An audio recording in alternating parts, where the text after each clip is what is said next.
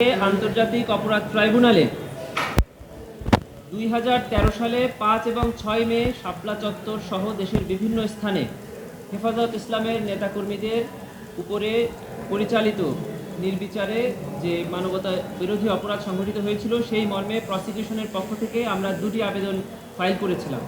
সে বিষয়ে আপনাদেরকে আজকে জানাচ্ছেন আমাদের আন্তর্জাতিক অপরাধ ট্রাইব্যুনালের প্রসিকিউটর এডিশনাল অ্যাটর্নি জেনারেল জনাব মিজানুল ইসলাম। বিসমিল্লাহির রহমানির রহিম।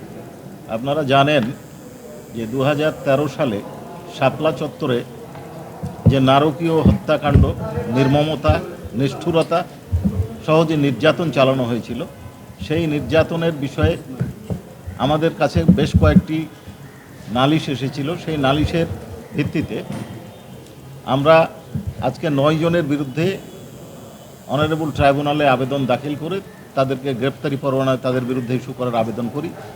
এই 9 জনের মধ্যে 4 জন বিভিন্ন মামলায় জেল হাজতে থাকায় তাদেরকে এই মামলায় সোনারেস্টের আবেদন করেছি।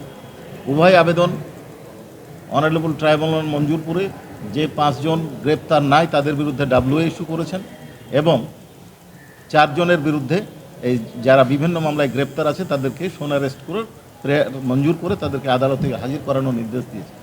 যাদের বিরুদ্ধে আমরা আবেদন করেছিলাম তারা হচ্ছেন শেখ হাসিনা, যিনি পলাতক আছেন, ডক্টর মহিউদ্দিন খান আলমগীর সাবেক স্বরাষ্ট্রমন্ত্রী, ডক্টর ইমরান এইচ সরকার, হাসান মাহমুদ খন্দকার সাবেক আইজিপি, বেনজির আহমেদ সাবেক আইজিপি। আর যারা বিভিন্ন মামলায় আটক আছে তারা হচ্ছে অ্যাডভোকেট শামসুল হক টুকু সাবেক স্বরাষ্ট্র প্রতিমন্ত্রী, এ.কে.এম. শহীদুল হক সাবেক আইজিপি, সাবেক মেজর জেনারেল জিয়াউল হাসান এবং মোল্লা নজরুল ইসলাম সাবেক ডিআইজি। এদেরকে সোনারেস্টের আবেদন মঞ্জুর করে পিডব্লিউ যোগে ট্রাইব্যুনালে হাজিরের নির্দেশ দেওয়া হচ্ছে। আরও অনেকের বিরুদ্ধে আমাদের কাছে অভিযোগ আছে, যেটা তদন্তের স্বার্থে আমরা এখন প্রকাশ করছি না।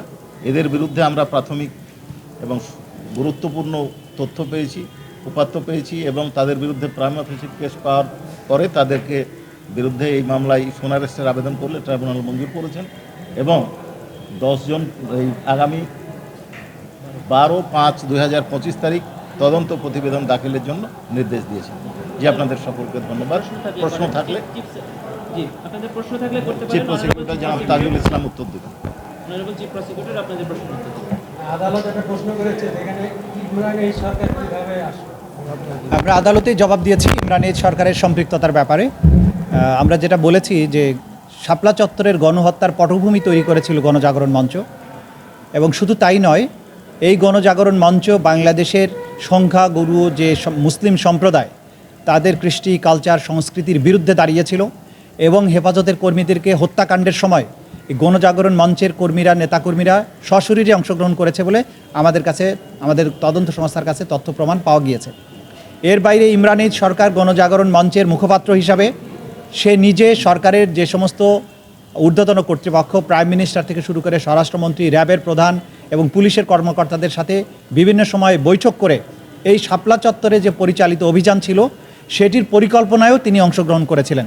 সে কারণে তার বিরুদ্ধে আমরা গ্রেপ্তারি পরোয়ানা চেয়েছি এবং সে বিষয়টা আমরা আদালতের কাছে স্পষ্ট করেছি। এবং আপনারা জানেন যে বাংলাদেশের ইতিহাসের বাঁক পরিবর্তনকারী একটা ঘটনা ছিল শাপলা চত্বরের গণহত্যা, এবং এই গণহত্যার মাধ্যমে বাংলাদেশের প্রতিবাদের যে সর্বশেষ একটা আশার প্রদীপ ছিল যে ধর্মীয় সংখ্যা গরিষ্ঠ যে সমস্ত সম্প্রদায় তারা তাদের ধর্মীয় অধিকারের ব্যাপারে যে সোচ্চার ছিল এই তদানীন্তন ফ্যাসিস্ট সরকারের বিরুদ্ধে, তা কিন্তু চিরতরে স্তব্ধ করে দেওয়া হয়। এবং যাদেরকে হত্যা করা হয় তারা অধিকাংশই ছিল মাদ্রাসার ছাত্র এবং এতিম, শিশু, কিশোর, কোরআনের হাফেজ, এই ধরনের মানুষ। এবং পরবর্তীতে তাদের সংখ্যা নিরূপণের ব্যাপারেও কিন্তু তাদেরকে কবর দেওয়া হয়েছে অজ্ঞাতনামা কবরে, তাদের সংখ্যা নিরূপণ করতে দেওয়া হয় নাই। তাদের পরিবারবর্গের কাছে গিয়ে চাপ সৃষ্টি করা হয়েছে যাতে তারা প্রকাশ না করেন যে তাদের সন্তানেরা এখানে মারা গিয়েছেন কিনা। এবং অধিকারের মতো একটা মানবাধিকার সংগঠন যারা এই সংখ্যাটা প্রকাশ করেছিল, এইটার দায়ে অধিকারের প্রধান নির্বাহী আদিলুর রহমান খানকে কারারুদ্ধ করা হয়, তাকে সাজাও দেওয়া হয়েছিল। এই জাতীয় নির্যাতন এগুলো করা হয়েছিল সেই সময়। এটা বাংলাদেশের ইতিহাসের অন্যতম আলোচিত মানবাধিকার লঙ্ঘন এবং মানবতা বিরোধী অপরাধ। সে কারণে ট্রাইব্যুনাল অনেক পর্যালোচনার পরে এটাকে মানবতা বিরোধী অপরাধ হিসাবে চিহ্নিত করে এটাকে তদন্তের অধীনে নিয়ে এসেছে এবং এটার বিচারের ব্যাপারে পদক্ষেপ গ্রহণ তারা করবে, এটা আমাদের পক্ষ থেকে সিদ্ধান্ত। এটা তদন্তাধীন আছে। কতজন আসলে নিহত হয়েছিলেন সেই বিষয়টা আমাদের তদন্ত সংস্থা বের করবেন, কারণ ইতিপূর্বে কারো পক্ষ থেকে সুনির্দিষ্ট সেইভাবে সংখ্যা আমাদের কাছে যা এসছে এগুলো তদন্ত সংস্থা যাচাই বাছাই করে দেখছে। সুতরাং আমরা আজকেই বলতে পারছি না টোটাল কত লোক সেদিন নিহত হয়েছিলেন। তদন্ত শেষে যখন রিপোর্ট আমরা দেব সেদিন আমরা বলে দেব আসলে কত লোক সেদিন নিহত হয়েছিলেন।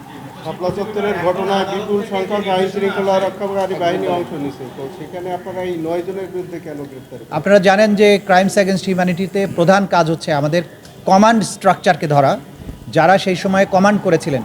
আপনারা জানেন যে প্রাইম মিনিস্টার পার্লামেন্টে পরবর্তীতে বলেছিলেন যে এরা রং মেখে শুয়েছিল। তার মানে এটা তিনি জানতেন, জানার পরেও তারা এই ধরনের তুচ্ছতাচ্ছিল্য করা তার নির্দেশ এবং পরিকল্পনায় এটা হয়েছিল। স্বরাষ্ট্রমন্ত্রী, স্বরাষ্ট্র প্রতিমন্ত্রী, আইজিপি, র্যাবের প্রধান, এডিজি অফিস, পুলিশের ঊর্ধ্বতন কর্মকর্তারা তারা প্ল্যান করে এটা করেছিলেন। হাজার হাজার সদস্য অংশ নিয়েছে সঠিক, কিন্তু মানবতা বিরোধী অপরাধের বিচার করার জন্য আমাদের লাগবে কমান্ড স্ট্রাকচার। কারা নির্দেশ দিয়েছিল, কারা বাস্তবে ফিল্ডে থেকে কমান্ড করে এই কার্যটা করেছিল।